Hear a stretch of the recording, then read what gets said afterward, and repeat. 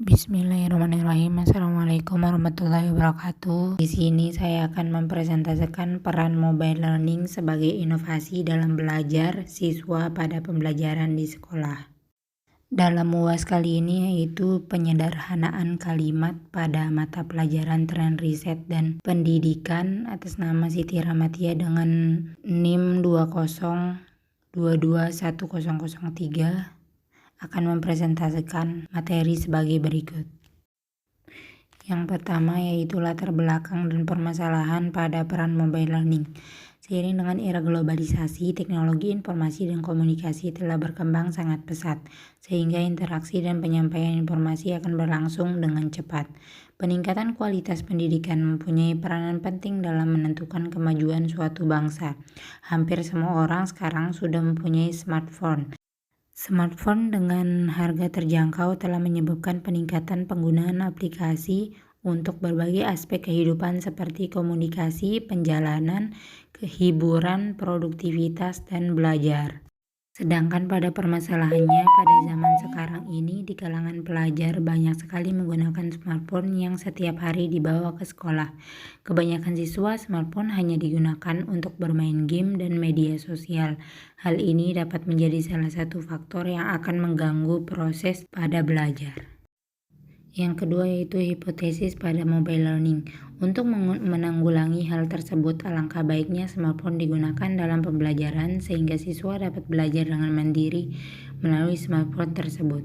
Dengan smartphone, konten pembelajaran dapat dikemas dalam bentuk yang lebih menyenangkan dan menantang. Mobile learning dikembangkan dengan format multimedia yang menyajikan teks, gambar, audio, dan animasi. Konsep-konsep yang bersifat abstrak dalam pelajarannya dapat divisualisasikan dengan bantuan simulasi dan aplikasikan dalam smartphone.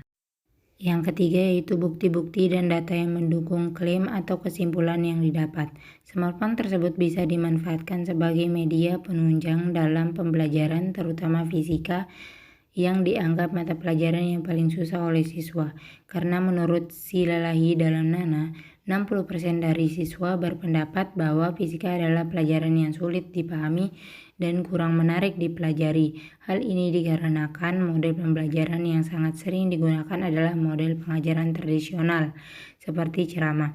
Penggunaan media dalam proses pembelajaran merupakan salah satu upaya untuk menciptakan pembelajaran yang lebih bermakna dan berkualitas. Kemudian metode penelitian mobile learning yang digunakan. Metode penelitian yang digunakan adalah metode Research and Development atau R&D. Dengan proses pengembangannya menggunakan model AD, Analysis, Design, Development, Implementation, dan Evaluation. Kemudian penelitian pengembangan model AD yang dilakukan hanya sampai tahap development atau pengembangan. Karena tujuan penelitian ini hanya sebatas mengembangkan dan menghasilkan suatu aplikasi media pembelajaran yang valid untuk diimplementasikan berdasarkan penilaian validator. Selanjutnya yang kelima yaitu faktor-faktor yang mempengaruhi hasil belajar.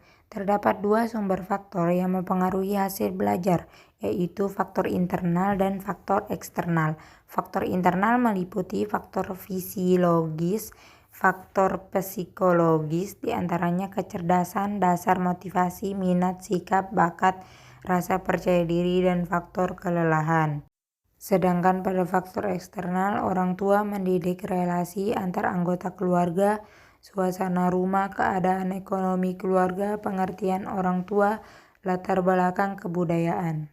Selanjutnya yang keenam yaitu terdapat penilaian mengenai kelebihan dan kelemahan dari artikel tersebut. Yang pertama yaitu kelebihan. Pengembangan media pembelajaran dengan memanfaatkan telepon seluler adalah dengan membuat mobile learning yang ditujukan untuk semua telepon seluler berplatform Android. Alasannya karena operating system Android menjelma menjadi sebuah sistem yang paling banyak digunakan pada smartphone. Pada kekurangannya, yaitu masalah media input atau output yang terbatas atau hanya terdiri dari beberapa tombol saja, akan diatasi dengan adanya teknologi layar sentuh atau touchscreen maupun virtual keyboard. Yang terakhir yaitu klaim atau kesimpulan. Yang pertama yaitu dengan smartphone konten pembelajaran dapat dikemas dalam bentuk yang lebih menyenangkan dan menantang. Yang kedua, mobile learning dikembangkan dengan format multimedia yang menyajikan teks, gambar, audio, dan animasi. Kemudian konsep-konsep yang bersifat abstrak dalam pelajaran dapat divisualisasikan dengan bantuan simulasi dan diaplikasikan dalam bentuk smartphone. Mungkin itu saja yang dapat saya sampaikan. Sekian dari saya. Wassalamualaikum warahmatullahi wabarakatuh.